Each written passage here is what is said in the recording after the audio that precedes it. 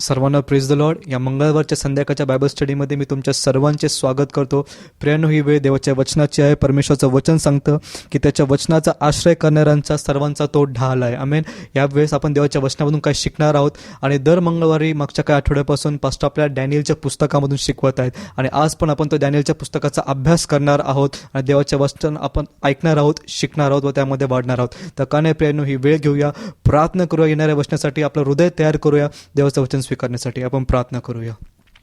स्वर्गीय प्रेमळ परमेश्वर, आज आम्ही तुझे आभार मानतो प्रभू की संध्याकाळची वेळ तुम्हाला प्रत्येकाला दिली आहे तुझ्या चरणी येऊन तुझं वचन ऐकण्यासाठी. प्रभू, आज तुझं वचन येत असताना प्रभू त्या सेवकासाठी तुझे आभार मानतो प्रभू. तुझं वचन ते आणत असताना प्रभू त्यांना तू आशीर्वादित कर प्रभू व त्यांच्या मुखाद्वारे तू आज आमच्या प्रत्येकाची भेट घे प्रभू. आज हो दे प्रभू, जे वचन येईल प्रभू ते आमच्या अंतःकरणामध्ये रुजलं जाऊ दे प्रभू व त्याचं फळ आमच्या जीवनामध्ये पाहायला मिळू दे परमेश्वर पिता. हे वेळ आणि ही मीटिंग आज मी तुझ्या हातामध्ये समर्पित करतो. तुला गौरव देतो, तुला महिमा देतो. येशूच्या नावाने प्रार्थना करतो, आमेन. प्रियांनो, आपल्यामध्ये पास्टर सुधीर आहे, ते आज आपल्याला देवाचं वचन सांगणार आहेत. का नाही ते पुढे येत असताना आपण सर्वजण टाळ्या वाजवून त्यांचं स्वागत करूया. प्रियांनो, परत एकदा ह्या बायबल स्टडीमध्ये तुम्हा सर्वांचं ख्रिस्त येशूच्या नावाने मी स्वागत करतो.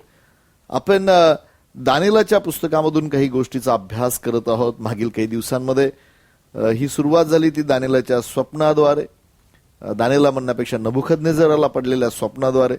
आणि नबुखदनेझराला पडलेलं जे स्वप्न आहे त्या स्वप्नामधून आपण खूप काही गोष्टी पाहिल्या, शिकल्या.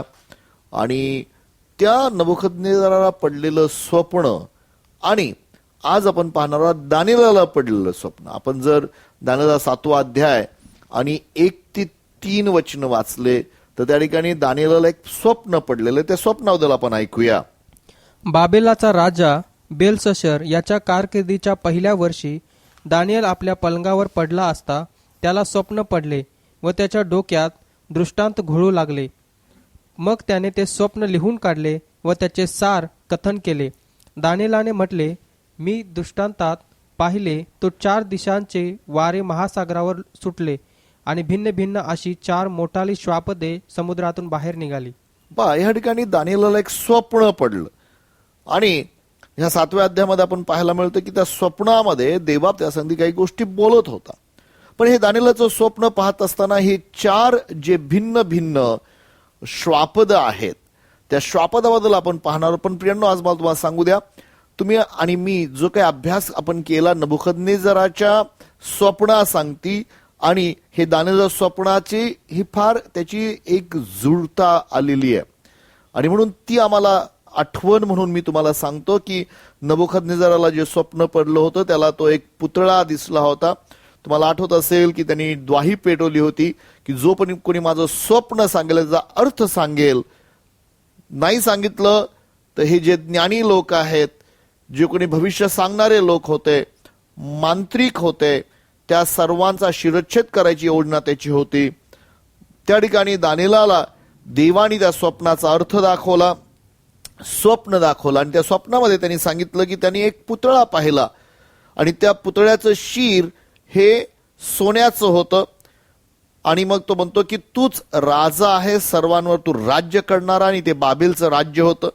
त्यानंतर त्याचं ऊर हे चांदीचं होतं, त्याची दुसरी बाजू चांदीची होती. आणि आम्हाला माहित आहे की त्याबद्दल आपण अभ्यास करत असताना त्याला ते राज्य जे मेदी पर्शिया किंवा पारस, मेदी पारस मराठीमध्ये हा जो शब्द वापरला ते आहे. त्यानंतर पोटापासून मांड्यापर्यंत पितळेचं त्या ठिकाणी तो जो काही तो पुतळा होता तो पितळेचा होता. आणि आपण पाहिलं की ते ग्रीसचं राज्य होतं जिथं अलेक्झांडर द ग्रेट यांनी ते राज्य केलेलं आहे, त्याबद्दल आपण पाहिलं. त्यानंतर पायाचा भाग हा लोखंडाचा होता आणि पायाचे जे पंजे आहेत आणि जे बोट आहेत खालचा भाग हा लोखंड आणि मातीचा होता. आणि आम्हाला माहित आहे की ते रोमन हे जे आहे त्याचं ते राज्य होतं. आणि याचा अभ्यास करत असताना ह्या ठिकाणी हे 4, मग तुम्हाला पास्टर हे काय आहे, हे 4 जे आपण अभ्यास करणार आहोत प्रियांनो, हे 4 श्वापद आहे त्याचा आपण अभ्यास करणार आहोत. तुम्हाला त्यातून हे कळून येईल कशा प्रकारे ह्याची आणि याची सांगड देवबाप घालत आहे. हा अध्याय आणि हे जे श्वापद आम्ही पाहणार आहोत ते याच्या संगती जुडलेले आहेत. जे काय आपण ते पाहिलं नबुकदनेस्सरचं स्वप्न त्या संगती जुडलेले आहेत.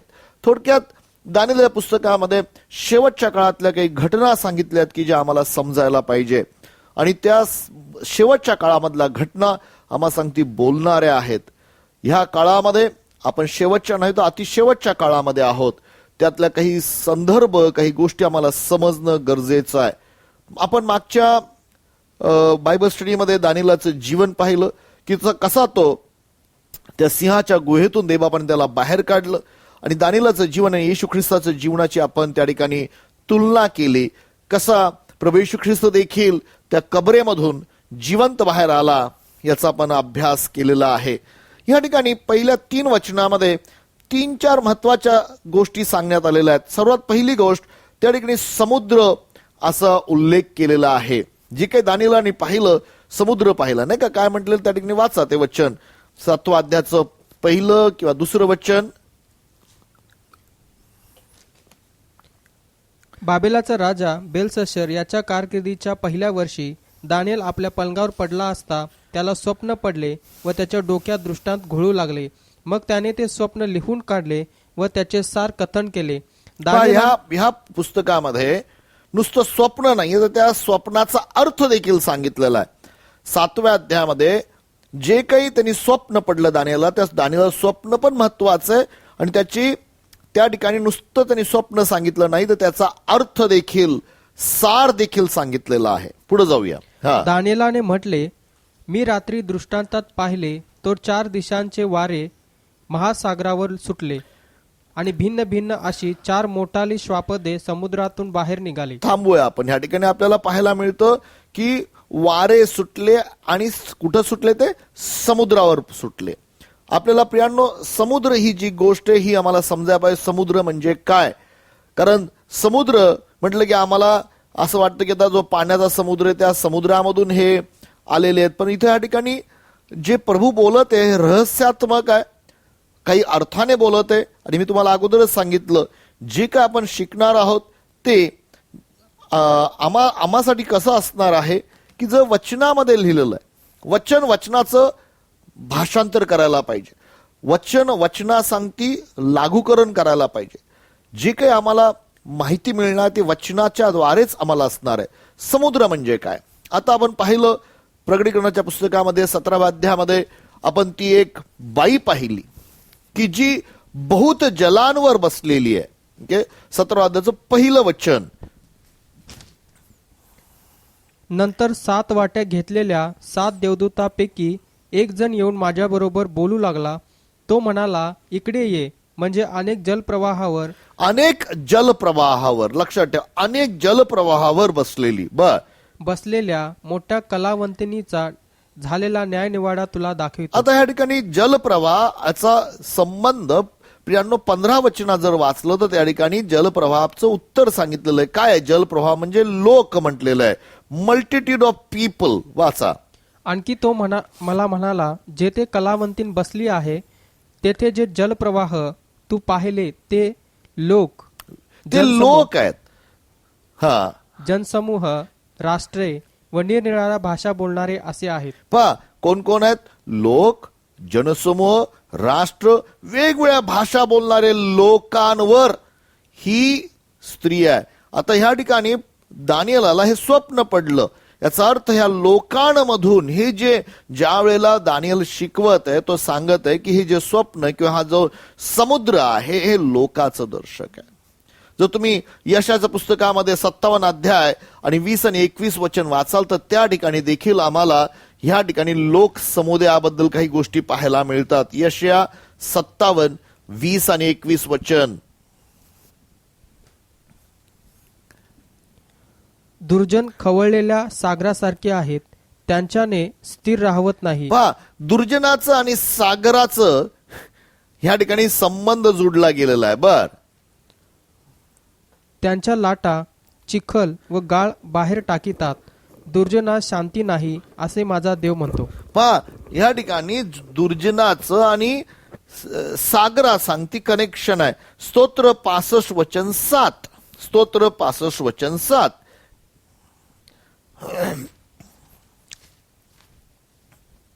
स्तोत्र 65:7.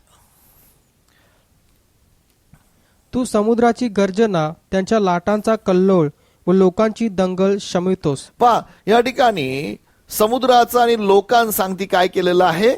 संबंध जुडलेला आहे. जेव्हा प्रभू येशू ख्रिस्त एक दाखला सांगत होता पूर्ण मत्त्याच्या 13व्या अध्यायामध्ये, त्या दाखल्यामध्ये 47 ते 50 वचनामध्ये तुम्हाला जर तुम्ही दाखला वाचाल तर तुम्हाला पाहायला मिळेल की प्रभू येशू ख्रिस्त देव राज्याच्या काही गोष्टी सांगत होता. आणि तो म्हटला की काही जणांनी समुद्रामध्ये जाळं टाकलं, जाळं टाकल्यानंतर त्या समुद्रातून आलेले जे काही आहे ते त्यांनी बाहेर काढलं आणि जे काही चांगलं आहे ते बाजूला केलं आणि वाईट ते परत समुद्रामध्ये फेकून दिलं. तसंच शेवटच्या काळामध्ये होईल.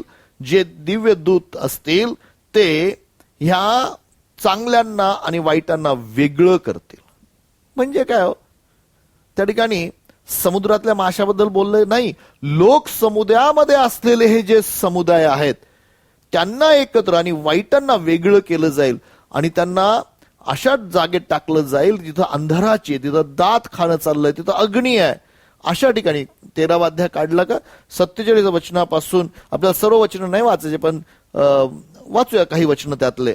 आणखी स्वर्गाचे राज्य समुद्रात टाकलेल्या एखाद्या जाळ्यात सर्व प्रकारचे जीव एकत्र सापडतात त्यासारखे आहे. ते भरल्यावर माणसाने ते किनाऱ्याकडे ओढले आणि बसून ते चांगले ते भांड्यात जमा केले, वाईट ते फेकून दिले. तसे युगाच्या समाप्तीस होईल. देवदूत येऊन नीतिमानातून दुष्टांना वेगळे करतील. पहा काय करतील? हा समुद्र कोण आहे? येशू ख्रिस्त समुद्राबद्दल कोणाबद्दल सांगत आहे? तो लिटरली माशाबद्दल सांगत आहे का? नाही. येशू म्हटलं मी तुम्हाला माणसं धरणार, हे पेत्रा ये माझ्या मागे चल, आजपर्यंत मासे धरत होता पण तुला मी माणसं धरणार बनवणार आहे. या ठिकाणी येशू ख्रिस्त त्या समुद्राचा उल्लेख करत आहे, माणसांविषयी करत आहे, लोक समुदायाबद्दल, राष्ट्राविषयी बोलत. आणि म्हणून लक्षात ठेवा प्रियांनो, आम्हाला समजलं पाहिजे की ह्या ठिकाणी जो स्वप्न दानिएलाने पाहिलं ते समुद्र म्हणजे लोक समुदाय, राष्ट्र किंवा वेगवेगळ्या भाषा बोलणारे लोक. आता हे वारे काय आहेत? हे वारं काय आहे? त्या ठिकाणी मोठा वारा सुटला असं म्हटलेलं आहे. मोठ्या वाऱ्याने चारी दिशाकडून देवाचा वारा सुटला. आता बायबलमध्ये वाऱ्याबद्दल काय म्हटलेलं आहे? इर्माच्या पुस्तकाचा 49वा अध्याय 35 ते 37 वचन आपण वाचूया. इर्माच्या पुस्तकाचा 49वा अध्याय 35 ते 37 वचन.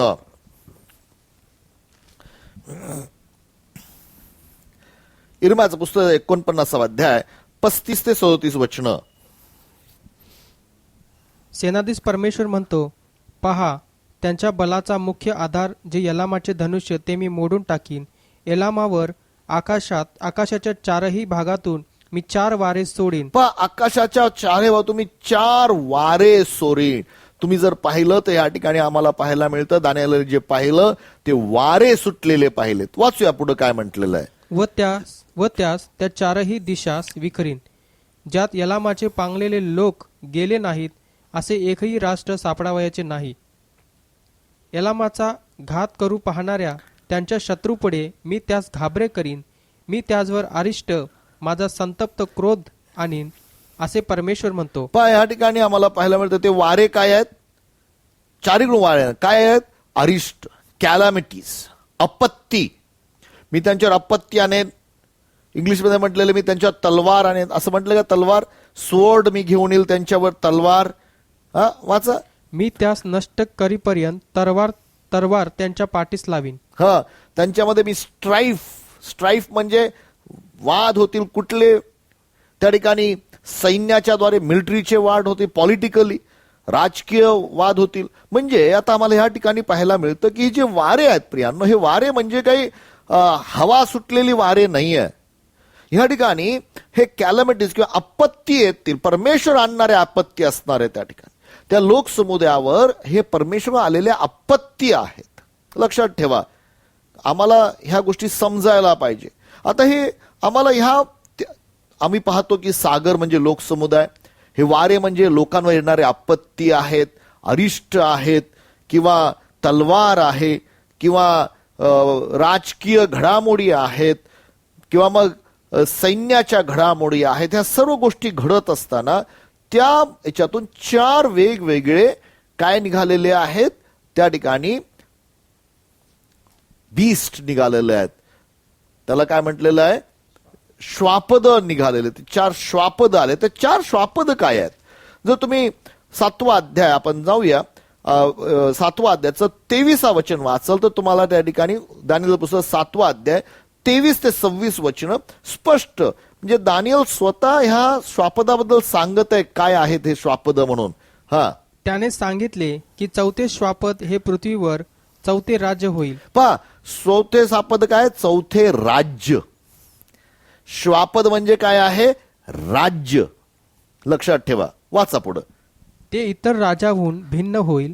ते सर्व पृथ्वीला ग्रासून टाकील, तिचे तुडवून चूर्ण करील. आता 10 शिंगाविषयी विचारशील तर त्या राजातून 10 राजे निघतील व त्यानंतर आणखी एक राजा निघेल.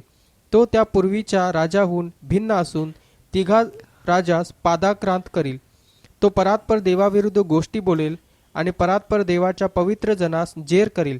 आता ऍक्च्युली ह्या अध्यायामध्ये त्या छोट्या राजाबद्दल जो आला आणि त्यांनी 3 राजांना बाजूला काढलं त्याबद्दल खूप जास्त डिटेलमध्ये दानिएल लिहिलेलं आहे. त्याबद्दल आपण कदाचित नेक्स्ट सेशन मध्ये प्रभू होऊ देईल तर त्यावर आपण अभ्यास करू. पण प्रियानो, आज मला तुम्हाला सांगू द्या की हे जे राजे आहेत, हे जे श्वापद आहेत, हे श्वापद दुसरं काही नसून राज्य आहेत. ओके, म्हणून 4था अध्याय 7वा अध्यायाचं 4 ते 6 वचन वाचले तर त्या ठिकाणी 3 श्वापदाबद्दल फार स्पष्ट सांगितलं. आपण वाचूया काय 3 श्वापद आहेत ते. पहिले सिंहासारखे असून, हे पहिलं जे श्वापद आहे ते सिंहाच्या तोंडासारखं आहे. बरं, त्यास गरुडाचे पंख होते. त्याला गरुडाचे पंख होते. मी पाहत असता त्याचे पंख उपटून त्याला जमिनीवरून उचलण्यात आले. माझी इच्छा आहे थोडीशी कल्पना करू. एक सिंहासारखं तोंड आहे, त्याला गरुडासारखे पंख आहेत. बर, ते पंख उपटून टाकले. बर, त्याला मानवाप्रमाणे 2 पायावर उभे केले. त्यास मानवाचे हृदय दिले. मी आणखी पाहिले. बस, आता पहिलं आपण पाहायला पाहिजे की तो सिंह आहे. सिंह म्हटलं की आम्हाला काय होतं? आणि ज्या सिंहाला गरुडाचे पंख आहे. सिंह म्हटलं प्राण्याचा राजा, गरुड म्हटलं की पक्ष्यांचा राजा, जो राज्य करणारा आहे, हेड आहे, मुख्य आहे. आणि प्रियांनो, आम्हाला हे समजलं पाहिजे की हे कुठलं राज्य आहे. आणि आम्हाला माहित आहे प्रियांनो की नबुकदनेझर किंवा बाबेलचा राजा हा सर्वांवर राज्य करणारा होता. ज्यावेळेस ऐतिहासिक उत्खनन करण्यात आलं आणि बाबेलचा एक इतिहासामध्ये ज्या गोष्टी सापडल्या किंवा एक शिलावर फोटो सापडला तर त्या ठिकाणी सिंह आहे आणि त्या सिंहाला गरुडाचे पंख लावलेलं असं चित्र त्यांना सापडलं. याचा अर्थ त्या ठिकाणी त्यांचं ते चित्र होतं. तेवढंच नव्हे तर आम्हाला माहिती आहे की ज्यावेळेस बाबेलचा, जर तुम्ही दानिएलचा 4था अध्याय वाचला तर 33 आणि 34 वचनामध्ये आम्हाला माहिती आहे की दानिएल नी जे स्वप्न सांगितलं नबुकदनेझराला आणि नबुकदनेच्या हृदयामध्ये गर्व आला. गर्व आल्यानंतर तो पशुसारखा खायला लागला, कडबा खायला लागला, गवत खायला लागला आणि त्याला पंख आले. ते गरुडासारखे पंख होते. वाचूया आपण 33 वचन, 33 आणि 34 दोन्ही वचन वाचून घेऊया. त्याच घटकेस हे नबुकदनेस्सराच्या प्रत्ययास आले. त्याला मनुष्यातून घालवून दिले व तो बैलाप्रमाणे गवत खाऊ लागला. त्याचे शरीर आकाशातल्या दहीवराने भिजू लागले. येतवर की त्याचे केस गरुडाच्या पिसाप्रमाणे वाढले आणि त्याची नखे पक्ष्यांच्या नखासारखी झाली. हे दिवस संपल्यावर मी नबुकदनेस्सराने आपले डोळे आकाशाकडे लावले. माझी बुद्धी मला परत आली. मी परात्पर देवाचा धन्यवाद केला. त्या सदा जिवंत असणाऱ्या देवाचे स्तवन केले व त्याचा महिमा गायला. कारण त्याचे प्रभुत्व सर्व काळचे आहे आणि त्याचे राज्य पिढ्यानपिढ्या राहणारे आहे. आम्हाला माहिती आहे की नबुकदनेझर एक वेळ असा त्या श्वापदासारखा झाला. त्याला त्याचे नख वाढले, त्याला पंख आले, केस एवढे आले की गरुडासारखे पंख झाले आणि सरते शेवटी ते पडले आणि सरते त्याला मानवाचं हृदय आलं, तो उभा राहिला. ही जी घटना आहे आम्हाला बाबेलाच्या घटनेमध्ये पाहायला मिळते. याचा अर्थ हे बाबेलाचं राज्य आहे. हे जे श्वापद आहे, जे काही दानिएलाने पाहिलं हे त्या सांगते, पण तुलना करू शकतो प्रियांनो. नंतर दुसरं श्वापद जे आम्हाला दिसत आहे ते तिथं अस्वलाच्या सारखं आहे, नाही का? दानिएलचं पुस्तक 7व्या अध्यायामध्ये मला वाटतं 5 वचन आहे का ते, वाचूया आपण ते.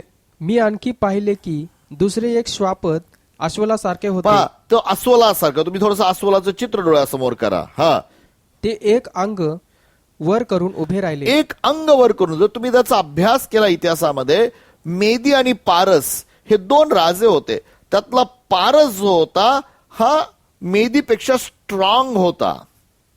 हा जो पारस, जो तुम्ही पाहू शकता की अस्वल उभा आहे, एक हात खाली आहे, दुसरा, पारसचा राजा हा फार स्ट्रॉंग राजा होता किंवा बलशाली राजा होता मेदीच्या राजापेक्षा.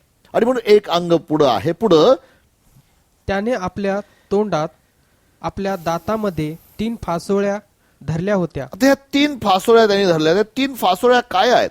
प्रियानो, जर तुम्ही इतिहास वाचला तुम्हाला असं दिसेल की त्यांनी 3 राज्य, त्याला जर राज्य येण्यास त्याला 3 राज्य जिंकावे लागले. He has to conquer 3 kingdoms. बाबेलाचं राज्य, मिस्राचं राज्य आणि लिबियाचं. आता जे लिबिया आहे त्याला आत्ताच्या काळामध्ये मॉडर्न टर्की, तुर्कस्तान असं म्हणतात. ओके, हे तिन्ही गोष्टी त्याला विजय घ्यावा लागला. त्याच्या तोंडामध्ये 3 फासळ्या होत्या. तिसरं जे राज्य आहे आता ते चित्यासारखं आहे. बरोबर, वाचूया. यानंतर मी पाहिले तो आणखी एक श्वापद चित्यासारखे दिसले. त्याच्या पाठीवर पक्षाचे 4 पंख होते. त्या श्वापदास 4 शिरेही होती. त्यास अधिकार दिला होता. आणि प्रियांनो, ह्या सर्व गोष्टीला समय दिलेला आहे, लिहिलेलं आहे इतिहासामध्ये. ह्या गोष्टी वेळेनुसार मांडलेल्या आहेत. आता मी त्या वेळेबद्दल तुम्हाला सांगत नाही, पण हे तिसरं जे श्वापद आहे हे ग्रीकचा राजा आहे. ओके, मी ज्यावेळेस तुम्हाला दुसऱ्या अध्यायातून एक्सप्लेन केलं त्यावेळेस तुम्हाला त्यांचे वेळा, त्यांच्या तारखा हे देखील तुम्हाला मी सांगितलेले आहेत की त्या काळामध्ये, ह्या ख्रिस्त जन्मपूर्व त्या काळामध्ये ह्या गोष्टी घडलेल्या आहेत. आणि हा जो तिसरं जे आहे, हा जो चिता आहे, हे कोणाचं दर्शक आहे? तर ते आपला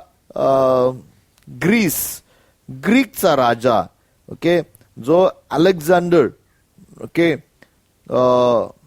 द ग्रेट, आम्हाला त्याबद्दल माहिती आहे, अलेक्झांडर द ग्रेट ह्याने. आणि त्याचं जो काळ आहे, मला वाटतं 331 ख्रिस्तपूर्व तो काळ आहे. त्या काळामध्ये त्या ठिकाणी ते राज्य सुरू झालं. आणि त्या राज्यामध्ये आता आम्हाला ह्या राज्याचं आम्हाला गोष्ट पाहायला मिळते. ग्रीसच्या राजाच्या बाबतीमध्ये जर आपण पाहिलं तर त्याला पंख दिलेले आहेत, 4 पंख दिलेले आहेत. विंग्स काय दर्शवतं? स्पीड. 2 पंख नव्हे तर 4 दिलेले. अगदी स्पीड आहे. जर तुम्ही अलेक्झांडर ग्रेटचा अभ्यास केला तर वयाच्या 20व्या वर्षी तो राजा बनला. तो तेवढंच नव्हे तर त्यांनी संपूर्ण जग 10 वर्षामध्ये, फक्त 10 वर्षामध्ये कॉन्कर केलं. पूर्ण जगावर सत्ता केली प्रियांनो. पण तुम्हाला माहित आहे का, ज्या वेळेला 10 वर्षामध्ये वयाच्या 30व्या वर्षी त्यांनी सर्व जग कॉन्कर केल्यानंतर तो त्यांनी ते सेलिब्रेट केलं का? आनंद उत्सव केला का? तुम्हाला माहित आहे काय घडलं? तो रडला. का रडला माहित आहे? कारण तो म्हटलं आता जग जिंकायला दुसरं काही उरलंच नाही. तो रडला. मला जिंकायला काय उरलं नाही म्हणून तो रडला. 10 वर्षामध्ये अगदी स्पीडने, अगदी घाईने त्यांनी ते पूर्ण राज्य जिंकलं. आणि आता, आणि प्रियांनो, ह्या ठिकाणी ते पंख त्याचं दर्शक आहे. पण हे 4 त्याला तोंड कसले आहेत? असं म्हटलं ना, 4 त्याला तोंड होते म्हणून, की त्या श्वापदाला पंख होते आणि 4. 6 वचन. यानंतर मी पाहिले तो आणखी एक श्वापद चित्यासारखे दिसले. त्याच्या पाठीवर पक्षाचे 4 पंख होते. त्या श्वापदास 4 शिरेही होती. 4 शिरे होते. काय आहेत 4 शिरे? प्रिय, आम्हाला सर्वांना माहिती आहे अलेक्झांडर द ग्रेट हा मरण पावला. मेल्यानंतर त्याचे जे जनरल्स होते, त्याच्यावर 4 जनरल होते, 4 सेनापती किंवा ते तिथं त्याच्याबरोबर राज्य करणारे होते, त्या सर्व सेनेला चालवणारे होते.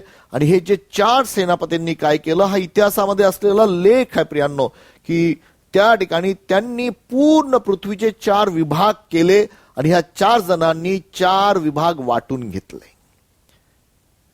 हे जे राज्य आहे त्यांची नावं पण आहेत. ओके, पहिल्याचं नाव कॅसेंडर आहे, दुसऱ्याचं नाव अँटिगन आहे, तिसऱ्याचं नाव सेलिकस आहे आणि चौथ्याचं नाव टोलेनी आहे, PTOLNY. आणि हे सर्व घडलं कधी, तर ख्रिस्तपूर्व 300 मध्ये. ह्या काळामध्ये अंदाजे त्या काळामध्ये हे सर्व विभागण्यात आले, सगळं काही गोष्टी विभागल्या गेल्या. आणि मग चौथं जे आहे ते आम्हाला चौथं जे श्वापदेचा अभ्यास आपण करू लागू. आपण पाहूया काय लिहिलं चौथं श्वापदाबाबत. पण वाचायचं का? 7व्या अध्यायाचं 7वं आणि 8वं वचन. यानंतर मी रात्रीच्या दृष्टांतात पाहिले, तो पहा एक चौथे श्वापद, चौथं श्वापद बर, विक्राळ, भयानक, विक्राळ व अतिशय बळकट असे होते. हा, त्याला मोठाले लोखंडी दात होते. ते सर्व काही चावून त्याचा चुराक करी व उरलेले आपल्या पायाखाली तुडवी. ते अगोदरच्या सर्व शापदाहून भिन्न होते आणि त्याला 10 शिंगे होती. मी ती शिंगे न्याहाळून पाहत असता, पहा, त्यांच्यामध्ये आणखी एक लहानसे शिंग निघाले. त्याच्यामुळे अगोदरच्या शिंगापैकी 3 समूळ उपटली गेली आणि त्या शिंगाला मनुष्याच्या डोळ्यासारखे डोळे होते व त्याला मोठमोठ्या गोष्टी बोलणारे तोंड होते. फार महत्वाची गोष्ट आहे 7व्या आणि 8व्या वचनामध्ये.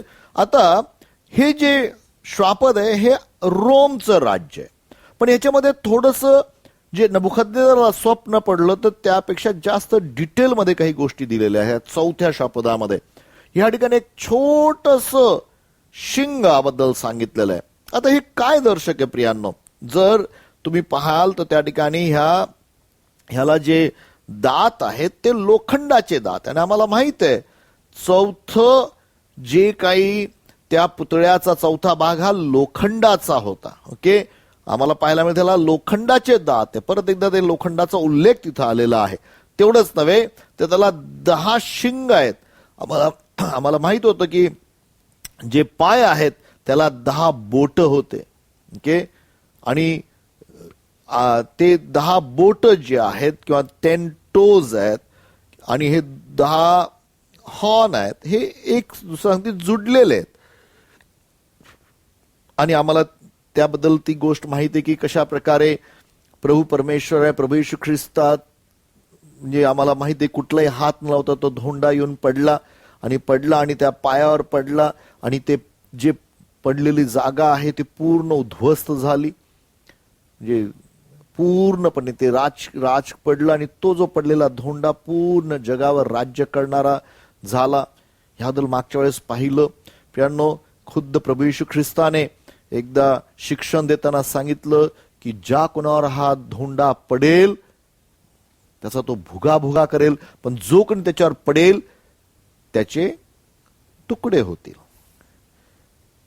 लक्षात, जर तुम्ही आज त्याच्यावर पडला तर कदाचित तुमच्या जीवनातल्या काही गोष्टी तुटतील, काही गोष्टी मोकळ्या होतील, पण जेव्हा तो पडेल त्यावेळेस ते भुसाभुसील, ते उडून जाईल, ते टिकणार नाही.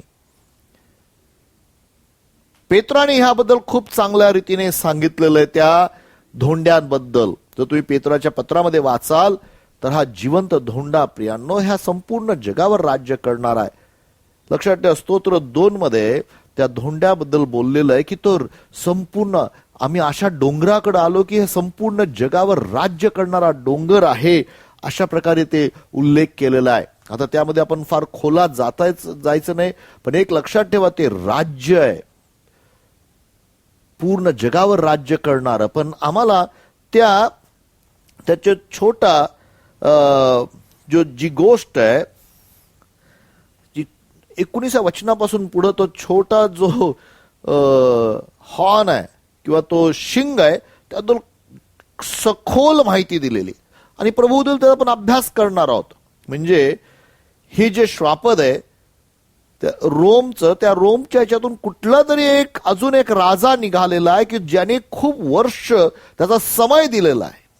किती वर्ष त्यांनी राज्य केलेलं आहे. 1 समय, 2 समय आणि अर्धा समय असं त्याला एक वेळ दिलेला आहे. फार डिटेलमध्ये त्याबद्दल त्यांनी दानिएलाला ही गोष्ट प्रभूंनी दाखवलेली आहे आणि त्याचा आपण अभ्यास निश्चित करायला पाहिजे, तर आपल्याला त्यातून काही गोष्टी समजून येतील. ओके, आणि त्या गोष्टी आम्हाला समजल्या पाहिजे. दानिएलच्या 7व्या अध्यायामध्ये हे 4 श्वापद आपण पाहिलेले आहेत. आणि प्रियांनो, त्यात ती घटना घडल्यानंतर, हे श्वापदाची घटना घडल्यानंतर 7व्या अध्यायाचं 9 आणि 10 वचन आपण वाचूया.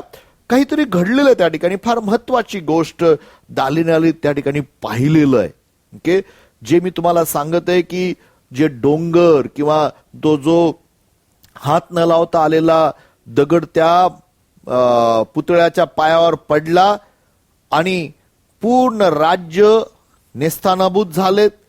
त्यानंतर तो जो खडक आहे, एक मोठा डोंगर, त्यांनी सर्व पृथ्वी व्यापून टाकली, सर्व राज्य केलं.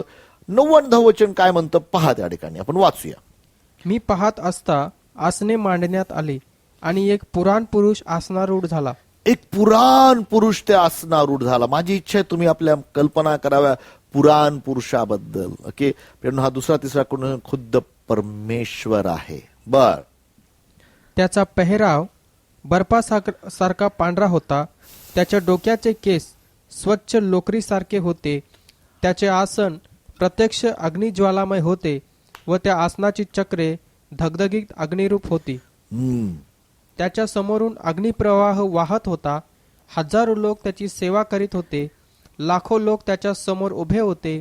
न्यायसभा भरली, वह्या उघडल्या गेल्या. पहा, या ठिकाणी बरंचसं काही लिहिलं गेलेलं आहे. अत्यंत महत्वाची गोष्ट आहे. त्याने लाखो हा शब्द वापरलेला आहे, पण मूळ भाषांतर असलेलं आहे 10,000चे 10,000. म्हणजे you have to calculate 10,000 into 10,000. किती होतात ते मला माहित नाही, गुणाकार किती होतात. हजारो लोक देवासमोर उभे होते.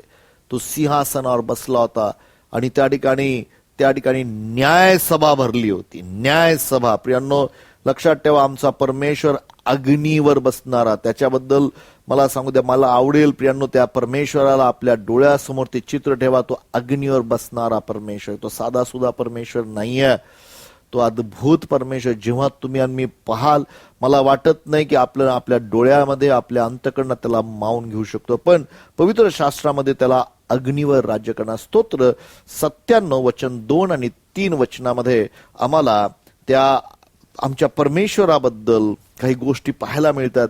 पण हे समजणं गरजेचं आहे. कधी कधी काय होतं, आम्ही आमच्या परमेश्वराबद्दल एक चुकीच्या कल्पना करतो, तो काय आहे, कसा आहे. पहा, 97 स्तोत्र वचन 2 आणि 3. ढग व अंधार त्याच्या भोवती आहेत.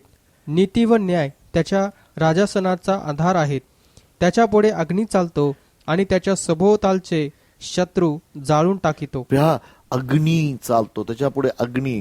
Can imagine. मी विचार करत होतो, मी पाहत होतो की अग्नी ज्वालावर असणारा प्रियांनो धगधगीत असा ज्या वेळेला सिनाय पर्वतावर उतरून आला, अख्खं इस्रायल राष्ट्र भयभीत झालं. भयानक प्रियांनो, हा अग्नीमध्ये चालणारा परमेश्वर आहे, अद्भुत परमेश्वर आहे. पण तुम्हाला एक गोष्ट सांगतो प्रियांनो, तो तेवढाच प्रेमळ परमेश्वर आहे. तो अद्भुत परमेश्वर तुमच्या माझ्यासाठी या मनुष्य म्हणून या जगामध्ये आला. आणि म्हणून प्रियांनो, त्याला जर हवं असलं त्यांनी सगळ्या पृथ्वीला जाळून टाकलं असतं, पण नाही, त्याने पृथ्वीवर प्रेम करतो. प्रेमळ परमेश्वर आहे, पण तो तरी सुद्धा अग्निमय. त्यांनी त्याचा स्वभाव बदललेला नाहीये. माझ्या भावांनो, बहिणीनो, त्या अग्निमय अशा त्या डोंगराकडे आपण आलेलो आहे. प्रभू येशूच्या रक्ताद्वारे आम्ही त्यामध्ये प्रवेश करू शकतो. लक्षात ठेवा प्रियांनो, हे चित्र अद्भुत आहे. मला वाटतं यशाच्या 66 अध्यायामध्ये देखील 15 आणि 16 वचनामध्ये देखील प्रियांनो हे अग्नीचं चित्र पाहायला मिळतं. आपण वाचूया, काही गोष्टी माहीत असणं गरजेचं आहे प्रियांनो. यशाचं पुस्तक याचा जर तुम्ही 66 अध्याय वाचला तर 15 आणि 16 वचनामध्ये त्या ठिकाणी आमच्या देवाचं चित्र पाहायला मिळतं. कारण पहा, आपला क्रोध अग्नीच्या द्वारे प्रकट करावा, आपल्या धमकी बरोबर ज्वाला निघाव्या, म्हणून परमेश्वर अग्नीतून येईल. त्याचे रथ वावटळी समान असतील कारण परमेश्वर अग्नीने न्याय करील व सर्व मनुष्य जातीचा आपल्या तलवारीने न्याय करील. माझ्या भावानं बहिणीनं, हा आमचा परमेश्वर एका वेळेला तो न्यायाधीश आहे, तो कृपाळू आहे, दयाळू आहे, मंद क्रोध आहे, भरपूर क्षमा करणारा आहे. पण तोच परमेश्वर एका वेळेला अग्नीने ह्या पृथ्वीचा न्याय करणारा आहे. ओके, कारण तो स्वतः अग्नीवर बसणार. जजमेंट, कोर्ट, त्या ठिकाणी असं पाहायला मिळतं. दानिएल पुस्तक 7 अध्यायाचं 9 आणि 10 वचन आपण वाचलेलं आहे की कोर्ट भरलेलं आहे. देव परमेश्वर इथं बसलेला आहे. हजारो लोक त्या समोर आहेत. 10,000चे 10,000 लोक त्याच्या समोर आहेत. मोठा लोकसमुदाय, सर्वांचा न्याय चालू आहे. आणि त्या ठिकाणी प्रियांनो, त्या ठिकाणी पुस्तक उघडले गेले ना. 10 वचन काय सांगतं? 10 वचन, दानिएल पुस्तक 7 अध्यायाचं 10 वचन. त्याच्या समोरून अग्निप्रवाह वाहत होता. हजारो लोक त्याची सेवा करीत होते. लाखो लोक त्याच्या समोर उभे होते. लाखो हा शब्द परत एकदा मी सांगतो, तो 10,000चा 10,000 आहे. रमाबाईंनी त्याबद्दल असं म्हटलं, 10,000चा 10, लाखो नाही, 10,000चा 10,000. म्हणजे गुणाकारांमध्ये प्रियांनो त्याची सेवा करणारे लोक समोर, मोठा असा लोकसमुदाय त्या ठिकाणी होता. वाचूया पुढं. न्यायसभा भरली, वह्या उघडल्या गेल्या. न्यायसभा भरली म्हणजे आम्हाला इथं कोर्ट पाहायला मिळतं. न्यायसभा भरली म्हणजे काय? शेवटच्या काळामध्ये होणारा न्याय. वह्या उघडल्या. वह्या कुठल्या? तो वह्या बायबलमध्ये वेगवेगळ्या वह्या आहेत प्रियांनो. की पवित्र शास्त्रामध्ये बुक, वेगवेगळे बुक्स म्हटलेले आहे. इंग्लिशमध्ये पुस्तक म्हटलेलं आहे. ते पुस्तक उघडलं गेलं. ओके, त्याच्यासमोर अग्नीचा प्रवाह निघून येत होता. हजारो हजार त्याची सेवा करत होते आणि 10,000 गुरीत 10,000 त्यासमोर उभे राहिले होते. ह्यूज लोकसमुदाय प्रियांनो. त्याची आम्ही कल्पना, न्यायसभा बसली आणि पुस्तके उघडले. वह्या म्हणण्याच्या पुस्तके उघडले. कारण बायबलमध्ये वेगवेगळे पुस्तके लिहिलेले आहेत. सर्वात पहिलं पुस्तक प्रियांनो आम्हाला प्रगटीकरणाच्या पुस्तकामध्ये पाहायला मिळतं. 20व्या अध्यायामध्ये 11 ते 15 वचनामध्ये जीवनाचं पुस्तक असा उल्लेख केलेला आहे. जीवनाचं पुस्तक हे फार महत्वाचं पुस्तक आहे, ज्या पुस्तकामध्ये तुमचं नाव असलं पाहिजे. आपण वाचूया प्रगटीकरणाचं पुस्तक 20वा अध्याय 11 वचनापासून पुढे. नंतर मोठे मोठे पांढरे राजासन व त्यावर बसलेला एक जण माझ्या दृष्टीस पडला. त्याच्या तोंडातून पृथ्वी व आकाश ही पळाली. त्याच्या तोंडापुढून असेल. त्याच्या तोंडापुढून पृथ्वी व आकाश ही पळाली. त्याकरिता ठिकाण उरले नाही. मग मृत झालेल्या लहान थोरांना मी राजासनापुढे उभे राहिलेले पाहिले. त्यावेळी पुस्तके उघडली गेली. तेव्हा दुसरे एक पुस्तक उघडले गेले. तेव्हा माझी इच्छा की पुस्तके उघडले गेले, वेगवेगळे पुस्तक उघडले, पण त्याबरोबर एक पुस्तक उघडलं गेलं. बरं, म्हणजे त्या ठिकाणी एक पुस्तक नाही. मी ती कोर्टची सभा पाहत होतो. लोकांनी वेगवेगळे पुस्तक आणून ठेवलेले आहेत. ओके, आणि तुम्हाला माहिती आहे कोर्टामध्ये सर्व काय चालतं ते पुस्तकानुसार. ह्यात असं लिहिलेलं आहे, ह्या पुस्तकानुसार जो काही वकील आहेत असं लिहिलं, ह्या नियमानुसार, ह्या गोष्टीनुसार अशा गोष्टी. एक तर नियमशास्त्र पुस्तक असेल, पण अजून काही पुस्तक आहेत. वाचूया पुढं. ते जीवनाचे होते. जीवनाचं एक पुस्तक उघडलं गेलं. बर, आणि त्या पुस्तकामध्ये जे लिहिले होते त्यावरून मृतांचा न्याय ज्यांच्या त्यांच्या कृत्याप्रमाणे ठरविण्यात आता आला. एका पुस्तकामध्ये लिहिल्यानंतर न्याय ठरवण्यात आला. त्या पुस्तकानुसार न्याय होणार आहे. लक्षात ठेवा, पुस्तकात जे लिहिलेलं आहे त्या पुस्तकानुसार तो न्याय होणार आहे. बर, तेव्हा समुद्राने आपल्यामधील मृत मनुष्यास बाहेर सोडिले. मृत्यू व अधोलोक यांनी आपल्यातील मृतास बाहेर सोडिले आणि ज्यांच्या त्यांच्या कृत्याप्रमाणे प्रत्येकाचा न्याय ठरविण्यात आला. तेव्हा मरण व अधोलोक ही अग्नीच्या सरोवरात टाकली गेली. अग्नीचे सरोवर हे दुसरे मरण होय. ज्या कुणाचे नाव जीवनाच्या पुस्तकात लिहिलेले सापडले नाही तो अग्नीच्या सरोवरात टाकला गेला. ज्या कोणाचे नाव जीवनाच्या पुस्तकात लिहिलेले सापडले नाही. बर, म्हणजे या ठिकाणी जीवनाचं पुस्तक होतं. जर तुमचं नाव जीवनाच्या पुस्तकात लिहिलं गेलं आहे तर देवा स्तुती असो, चांगली गोष्ट आहे. पण जीवनाच्या पुस्तकात जर तुमचं नाव लिहिलं, जीवनाचं पुस्तक कुठलं आहे प्रियांनो? एकदा प्रभू येशू ख्रिस्ताने आपल्या शिष्यांना पाठवून दिलं. कशाला? सेवा करण्यासाठी. आणि मग ज्या वेळेला ते सेवा करून आले, जर लुकाचा शुभवर्तमानचा 10वा अध्याय आणि 19 वचन वाचाल तर त्याच्या अगोदर ते म्हणतात की पहा प्रभू तुझ्या नावाने भूत निघतायत, मेलेले जिवंत झालेले आहेत आणि खूप काही गोष्टी. येशू त्यांना म्हणाला 19व्या वचनामध्ये 10व्या अध्यायाच्या लक्षात ठेवा की मी तुम्हाला साप विंचू शत्रूच्या सर्व शक्ती अधिकार कुठली गोष्ट तुम्हाला बाधा करणार नाही. सैतानाने सांगतो पण तुम्ही भूत निघतात म्हणून आनंद करू नका, पण तुमची नावं स्वर्गात लिहिलेली आहे त्यासाठी आनंद करा. खरा आनंद तुमचा कसला असला पाहिजे, तुमची नावं त्या स्वर्गात लिहिली गेलेली आहे.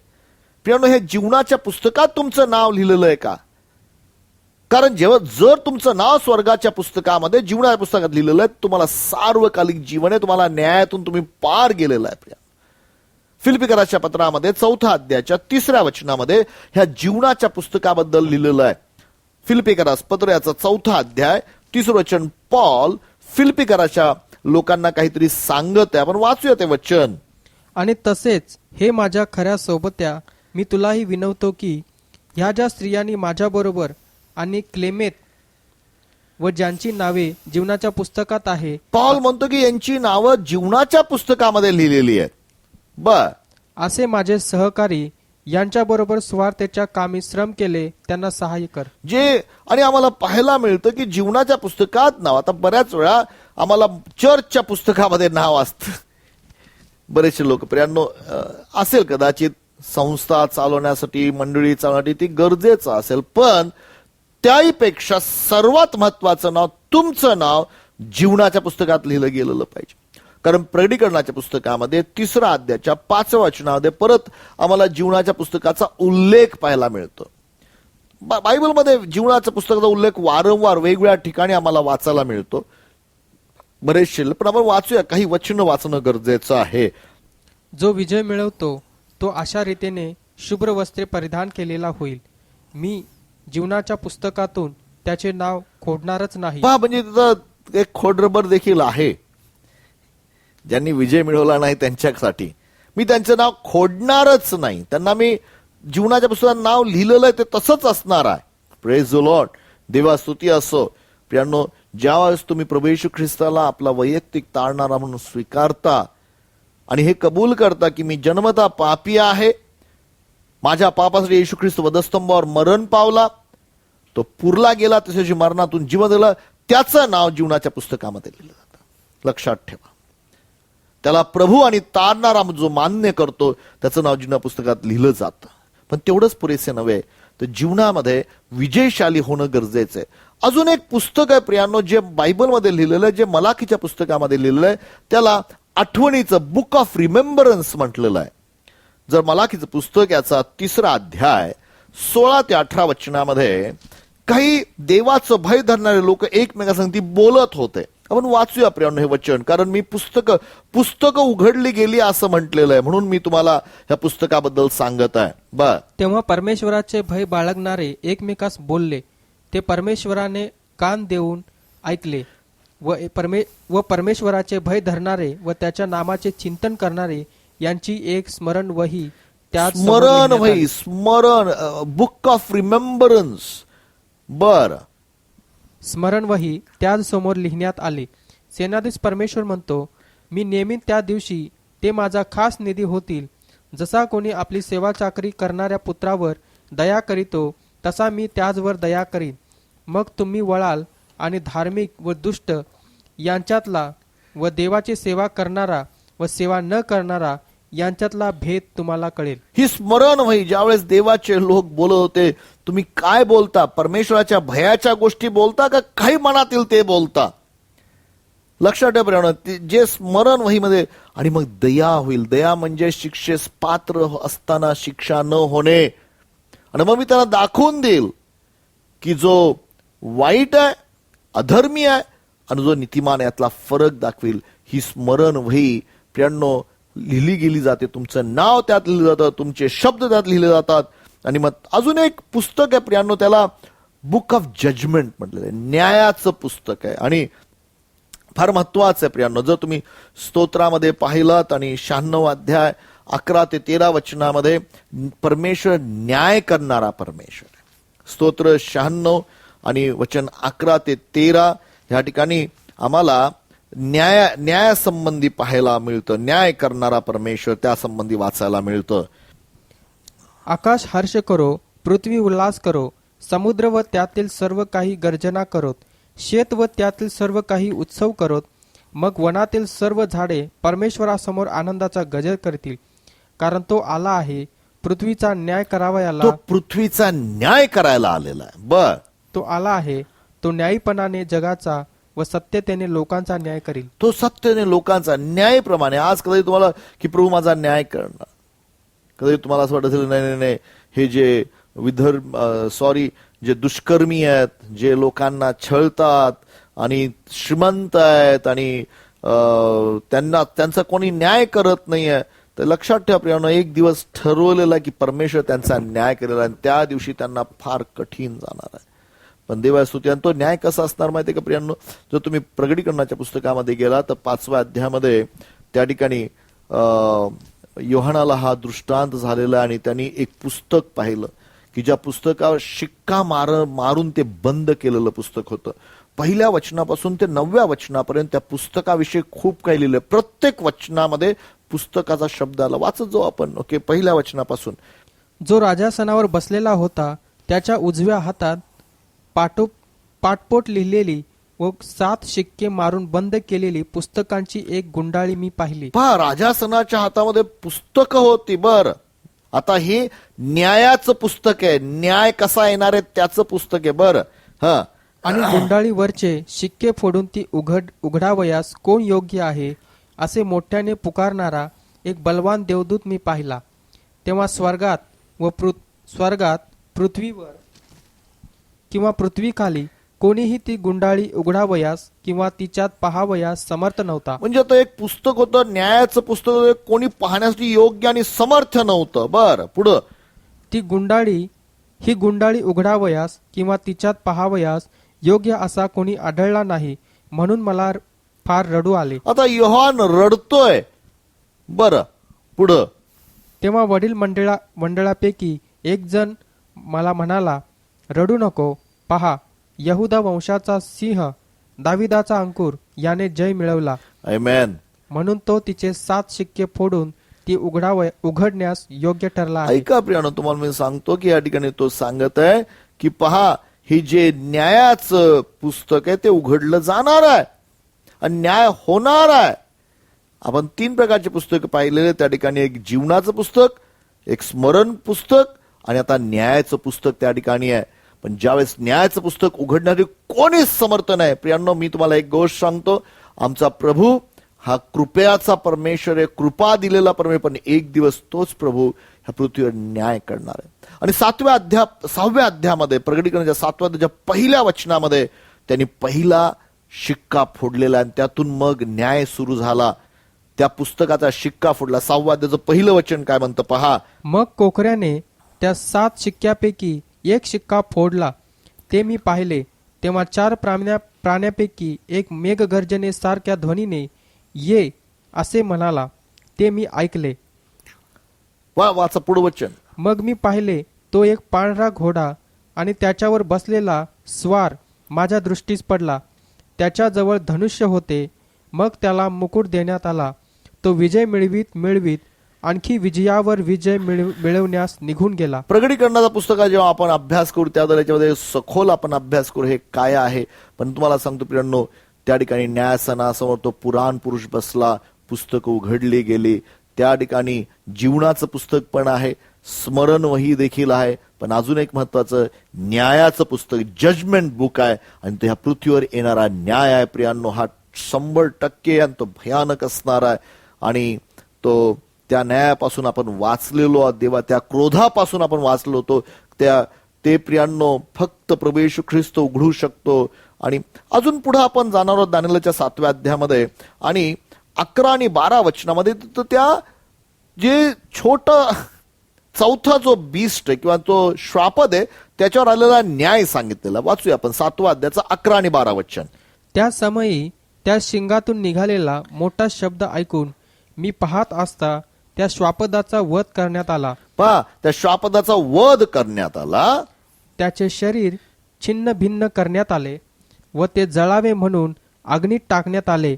एवढे मी पाहिले. इतर श्वापदाविषयी म्हणाल तर न्याय करण्यात आला, त्याचा न्याय करण्यात आला. लक्षात ठेवा, त्याला जाळात टाकण्यात आलं. आता हे कुठलं जाळ आहे? पण हे जाळ जे आहे नरकाग्नीचं जाळ आहे. बर, इतर श्वापदाविषयी म्हणाल तर त्यांचा अधिकार हरण करण्यात आला. तरी काही मुदतीपर्यंत काही काळ पावेतो त्याचा प्राण वाचविण्यात आला. तेव्हा मी रात्रीच्या दृष्टांतात पाहिले, तो आकाशातील 13 वाचन वाचतोय का तू? बरं, आपल्याला वाचायचंच आहे, पण आम्हाला पाहायला मिळतोय प्रियांनो, ह्या ठिकाणी त्या चौथ्या राज्यावर न्याय करता त्या चौथ्या श्वापदाबद्दल फार सखोल अभ्यास दिलेला आहे. पण तो अभ्यास आपण 19व्या वचनापासून पुढे करणार आहोत. दुसऱ्या सेशनला आता आपण ते करणार नाहीये. पण आता आपण थोडक्यात संपूया. 13 आणि 14 वचन वाचून आपण त्यामध्ये काय लिहिलेलं ते पाहून आपण संपवणार आहोत प्रियांनो. तेव्हा मी रात्रीच्या दृष्टांतात पाहिले, तो आकाशातील मेघावर आरूढ होऊन मानवपुत्रासारखा कोणी आला.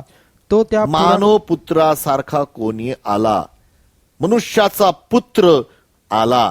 बर, तो त्या पुराण पुरुषाकडे आला व त्यास त्याने त्याच्याजवळ नेले.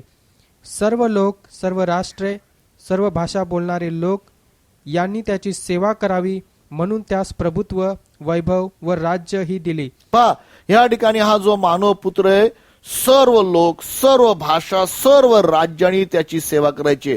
जो धोंडावरून पडला, तो धोंडा त्या पायावर पडला आणि त्या पूर्ण राज्याचा भुसा भुसा झाला, ते उडून गेलो. आणि हा जो धोंडा एक मोठा डोंगर झाला आणि त्यांनी सर्व पृथ्वीवर राज्य केलं. हा जो पुत्र आहे प्रियांनो, मनुष्याचा पुत्र, हा उल्लेख त्या ठिकाणी केलेला आहे. हा धोंडा खुद्द प्रभू येशू ख्रिस्त आहे. दानिएलाला जे स्वप्न पडलं, त्या स्वप्नामध्ये त्यांनी तेच पाहिलेलं आहे, मनुष्याचा पुत्र. आणि म्हणून जेव्हा प्रभू येशू ख्रिस्त त्या पृथ्वीवर होता, तो वारंवार सांगत होता, स्वतःबद्दल तो बोलताना मनुष्याचा पुत्र हा शब्द वापरत होता. हा शब्द त्यांनी उगीच वापरलेला नाहीये प्रियांनो. हे ज्यांनी कोणी संदेशचं पुस्तक वाचलं असेल त्यांनी त्याचा रेफरन्स ह्या दानिएलाच्या पुस्तकात, अरे मनुष्याचा पुत्र हा तर देवाच्या सानिध्यामध्ये असलेला देव खुद्द आहे आणि त्याच्याबद्दल बोललेलं प्रियांनो. वारंवार येशू ख्रिस्तानी जो नव्या करारामध्ये 77 वेळेला हा शब्द आलेला आहे, मनुष्याचा पुत्र. आणि कितीतरी वेळा खुद्द येशू म्हणाला मनुष्याचा पुत्र आहे. आपण एक रेफरन्स त्याचा वाचूया, मत्तय शुभवर्तमानचा 17वा अध्याय 22 आणि 23 वचन. मत्तय शुभवर्तमान 17वा अध्याय 22 आणि 23 वचन. ते गालिलात एकत्र जमले असताना येशू त्यांना म्हणाला, मनुष्याचा पुत्र लोकांच्या हाती धरून दिला जाणार आहे. पहा, येशू स्वतःबद्दल सांगते, मनुष्याचा पुत्र लोकांच्या हाती धरून दिला जाणार आहे. ते त्याला जीवे मारतील आणि तिसऱ्या दिवशी तो उठवला जाईल. तेव्हा ते फार खिन्न झाले. पहा, या ठिकाणी त्यांनी आपल्या उल्लेख केलेल्या मनुष्याच्या पुत्रासारखा स्वतःबद्दल तो सांगत आहे. हा मनुष्याचा पुत्र त्या ठिकाणी दानिएलाच्या स्वप्नामध्ये आम्हाला पाहायला मिळतो. आणि तो खुद्द प्रभू येशू, तो ह्या पृथ्वीवर राज्य करणारे 1000 वर्षांनी. देवाची स्तुती असो प्रियांनो, तुम्ही आणि मी त्याच्याबरोबर राज्य करणार आहोत. किती दिवस? नुसतं प्रियांनो 1-2 दिवस नव्हे. तर लक्षात ठेवा, ह्या पहिल्या 7 जे स्वप्न दानिएलाला पडलं त्यामधला शेवट किंवा त्याचा उल्लेख काय आहे की देवाचे पवित्र लोक राज्य करणारे लोक असणार. आम्ही सार्वकालिक जीवनामध्ये राज्य करणार आहोत. लक्षात ठेवा प्रियांनो, आम्ही विजयातून विजयात, मला वाटतं 18 वचन काय म्हणतं पहा. 18 वचन हे आपलं मूळ असलं पाहिजे आजच्या ह्या शिक्षणासाठी. 18 वचन काय सांगतं? तथापि परात्पर देवाचे जे पवित्र जन त्यास राज्य प्राप्त होईल, त्यांना राज्य प्राप्त होईल. ते राज्य सर्व काळ युगानुयुग त्यांच्या ताब्यात राहील. युगानुयुग देवाच्या लोकांना. म्हणजे आज जे तुमचं छळ होत आहे, त्रासातून लोक चाललेले आहेत, बऱ्याचशा गोष्टी आहेत, पण एक दिवस राज्य. पण प्रभू प्रियांनो, आज तुम्हाला मी सांगतो की जर तुम्ही प्रभू येशू ख्रिस्ताची कृपा आणि नीतिमत्व स्वीकारलं तर आज देखील येशू ख्रिस्ताबरोबर ह्या जगामध्ये तुम्ही राज्य करणारे लोक बनतात. राज्य करावं ही देवाची योजना आहे प्रियांनो. आता फक्त शेवटच्या काळाने तुम्ही आज देखील राज्य करू शकताय. परमेश्वराची योजना हीच आहे की तुम्ही आणि मी राज्य करणारे लोक असावं. लक्षात ठेवा प्रियांनो, ही परमेश्वराची युगानुयुगाची योजना आहे की तुम्ही आणि मी या जगावर राज्य. खरं पाहिलं तर आदामाने राज्य करायला पाहिजे, त्यांनी ते गमावलं. पण देवाला ह्या योजना कराव्या लागल्या, हे राजे उभे करावे लागले. आणि ह्या सर्व घटना आम्हाला पाहायला मिळतात की कशा प्रकारे देवाचं परिपूर्ण योजना आहे की आम्ही राज्य करणारे असावं. ओके, बायबलचं वचन सांगतं, रोमकरासपत्र याचा 5वा अध्याय आणि 17 वचन सांगतं की तुम्ही आणि मी जे कोणी येशू ख्रिस्ताची कृपा आणि नीतिमत्वाची विपुलता स्वीकारतात ते येशूवर ह्या जीवनात राज्य करतील. असंच म्हटलंय ना रोमकरासपत्र 5वा अध्याय 17 वचन. कारण जर त्या एकाच इस्माच्या अपराधाने मरणाचे राज्य चालू झाले, मरणाने राज्य सुरू झालंय. बर, तर जे कृपेचे व नीतिमत्वाचे दान याची विपुलता स्वीकारतात. समजून घ्या, कृपा आणि नीतिमत्वाचं दान विपुलता स्वीकारतात. तुम्ही जर विपुलता स्वीकारली तर भरपूर कृपा स्वतःला स्वीकारायची, नीतिमत्व स्वीकारायचं, देवासमोर जाऊन रोज उभं राहायचं, विपुलता स्वीकारायची, देवासमोर उभं राहायची क्षमता. नीतिमत्व म्हणजे देवासमोर दोषविरहित, पापविरहित, भयविरहित उभं राहायची क्षमता ख्रिस्ताबरोबर स्वीकार. कृपा प्रियानो, नियमशास्त्र मोशेच्या द्वारे आले, पण कृपा आणि सत्य येशू ख्रिस्ताद्वारे आले. त्यांनी आम्हाला कृपेवर कृपा दिलेली आहे, ती कृपा विपुल स्वीकारायची. बर, ते काय करतील? ते विशेष करून त्या एकाच येशू ख्रिस्ताच्या द्वारे जीवनात राज्य करतील. जीवनात राज्य करतील. कधी कधी असं वाटतं की शेवटच्या काळात आम्ही राज्य करणारच आहोत, पण ह्या जीवनामध्ये प्रियानो तुम्ही राज्य करू शकता.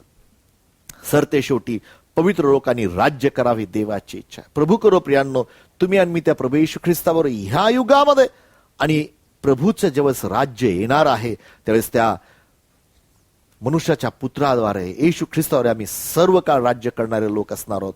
प्रभू तुम्हाला या वचनातून आशीर्वादित करो. प्रभू सहाय्य करो प्रियांनो की यातला दुसरा भाग देखील प्रभूने आम्हाला प्रगट करावा. प्रभू त्यातून आम्हाला मार्गदर्शन करू. आपण प्रार्थना करूया. स्वर्गीय पिते, आम्ही तुला धन्यवाद देतो, तुझी स्तुती करतो आणि तुझ्या वचनाबद्दल आम्ही तुझे आभार मानतो.